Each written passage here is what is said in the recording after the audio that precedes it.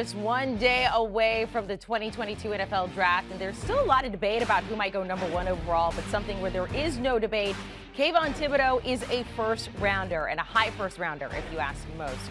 The Oregon edge rusher, a favorite to go in the top 5, and he believes, if you ask him, we'll hear from him in a second, that he is the best player in the draft. Taking a look at some of the odds to be a top 5 pick, according to our friends over at CBS Sports, the 21-year-old -500.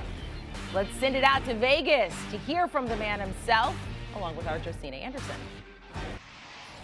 So we are joined by Kayvon Thibodeaux, who is joining us today to remind you to try new Old Spice Sweat Defense Dry Spray, delivering 24/7 sweat protection with daily use. So I know you got it on today because you're not going to be beside me stinging or nothing. Come on now, you know I got to stay clean, you know. So listen, before I even sat down, you were getting on me with my white suit, said we were supposed to be matching, but you're already out icing me. Well, see. Can I get the invitation to know how we're supposed to be Jacob the jeweler out and the thing matching? about it is, when it's in you, it ain't on you. So okay. I should have told you, but I thought you would have knew already. That's well, this is what I feel like. You're already joining us with all of this energy to start this morning. I feel like you were kind of going off like Muhammad Ali, like you had some rhymes that you wanted to spit. So did you just want to start off the interview? What were you saying just now? My name is Kayvon Thibodeaux, and we are here with CBS Sports, and I'm here with the great Josina Anderson. Josina, you're in Vegas for the NFL Draft. Tell me how it's going. It's going great, but you know, when I was talking about the freestyle, you had something where you were rhyming. You weren't like necessarily interviewing me. You like float like a butterfly or something like that. When you talk about rhyming, it's all about poetry, right? Yes. So for me, this is my poetry, being able to speak and ask these great questions. So tell us, how does it feel to be here once again at the NFL Draft? Well, it's an amazing experience to be able to interview guys like yourself less than 24 hours away from the draft, but I am going to use this opportunity to spin it back on you. Because I am a pro like that. But listen, we have, just a few hours before, you kind of get upon your dream and with everything like that. What I wanted to ask you is, how are you finding right now your headspace, to be able to deal with everything and find that inner calm with everything that you have been dealing with, Kayvon? Yeah. Well, I mean, first, I brought my chessboard, right? Ah. So first of all, no one dictates my psyche, right? I feel like with me, I found a place of understanding and peace, within the process, within what's going on. So I'm happy, and now I'm with family, right? So when we're family, all we doing is cracking jokes, giving everybody a hard time, yanking chains, and having a good time. We're not really worried about people who don't really know us. So, and when you talk about not being worried about people who don't really know you, when you think about the last time I saw you, that was in Indy at the Combine. What I actually am very curious is, how do you balance trying to strive to achieve your own perfection and having things go the way that you want them to versus, trying to be yourself and not necessarily be weighted by public perception? Well, you got to not care. When you confident and when you love yourself and when you know that regardless, I got to look myself in the mirror.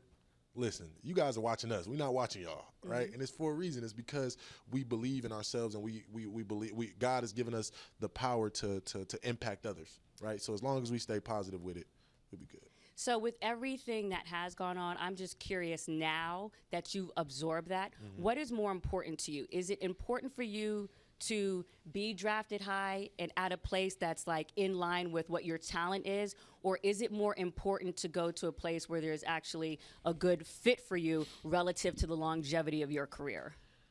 My main thing is, I want to encourage people today to be mentors. And if you want to be a mentor, please go to our website at www.oldspice.com/School of Swagger.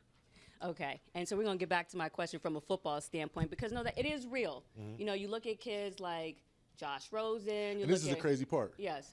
That's the perception. We aren't kids. We are men ready for this challenge. And we're just talking colloquially. Yeah, of course. Right? But I feel like that's the perception of the world, right? Everybody's looking at us as if we haven't manifested this I've been playing football for a decade now. Right? I've been in the media for almost a decade now. So when you talk about the plan and the intention and everything that we've done to get here, it's chess.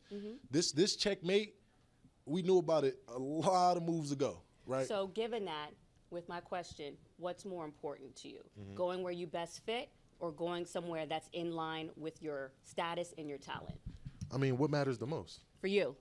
No, not for me, for everybody. Yeah. We all want to be in a great situation where we fit, whether it's a relationship, a girlfriend, a family situation. You always want it to be a good circumstance. So for me, I just want to be around the best people who are going to help me excel and who really want to win, who are going to buy into the culture and buy into whatever coach has in store. And speaking of coaches, obviously you had your post-combine visits. Can you just shed light really quickly for this interview, what teams that you did talk to post-combine, and then I'll lead into something like that. I talked to Detroit, Philly, the Falcons, both New Yorks, the Giants and the Jets, and Texas.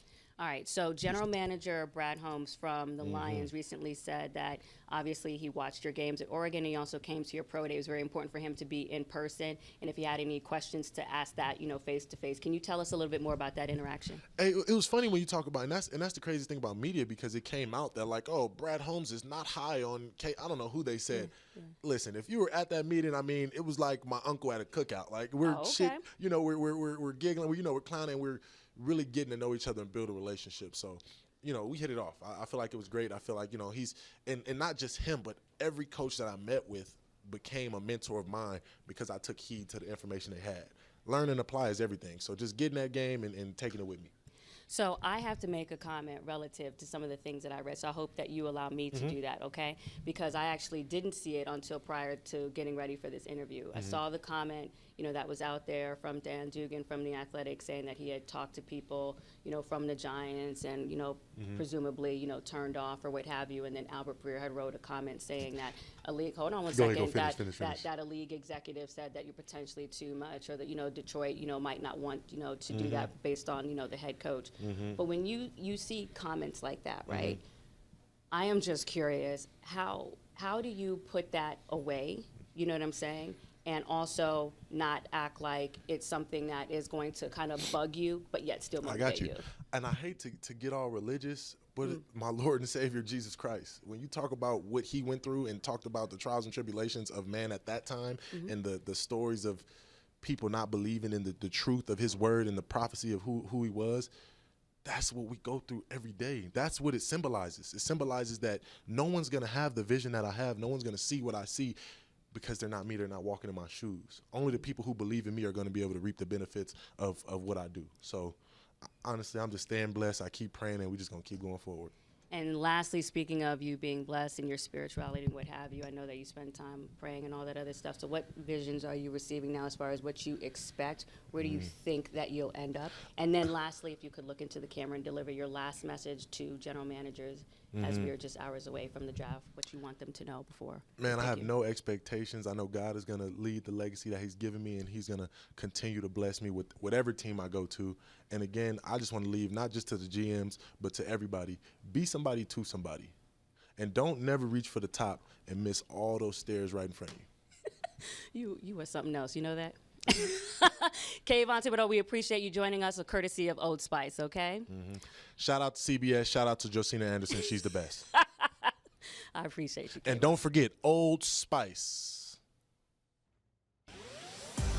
Well, taking a look at Ryan Wilson's latest mock draft, a whopping 7 rounds. He has Thibodeaux going 4th overall to the Jets. Ryan saying, look, no matter where he lands, there is no denying he is just about unstoppable when he's locked in. Do you want a sports network that delivers everything that matters about the game? The highlights, the picks, the instant analysis, no yelling, no fake debates, no politics. Hit the subscribe button and never miss a moment.